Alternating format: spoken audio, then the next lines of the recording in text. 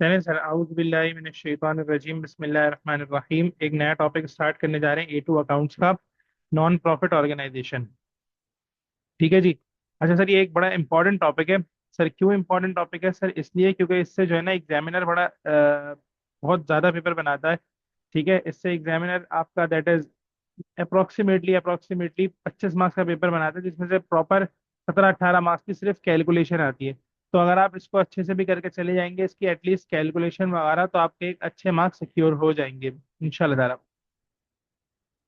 ठीक है, चलें बिस्मिल्लाह करते हैं। सबसे पहले कहते हैं नॉन प्रॉफिट ऑर्गेनाइजेशन।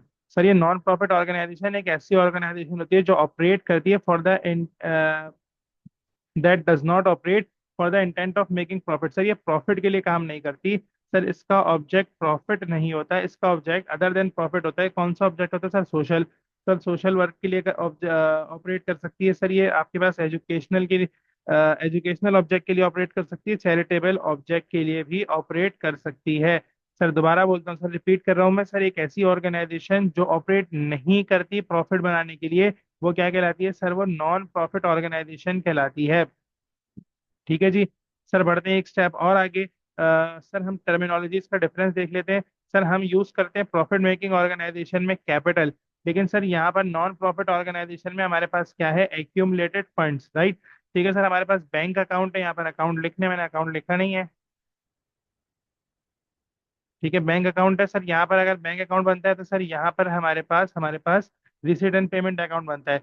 सर हम प्रॉफिट मेकिंग ऑर्गेनाइजेशन में इनकम स्टेटमेंट बनाते हैं, तो यहाँ पर हम statement of income and expenditure account बनाते हैं। अगर हम यहाँ पर नेट प्रॉफिट निकालते हैं तो यहाँ पर हमारे पास एनपीओ में surplus of income over expenditure आएगा। और अगर हम यहाँ पर नेट लॉस निकालते हैं तो यहाँ पर हमारे पास deficit of income over expense आएगा। सरप्लस और डेफिसिट क्या होता है सर? हमारे पास इनकम में अगर फायदा होगा तो वो सरप्लस होगा, और अगर नुकसान हो जाएगा तो वो डेफिसिट कहलाएगा, राइट। चलें सर, बढ़ते हैं एक स्टेप और आगे, इसको एक दफा देख लीजिएगा।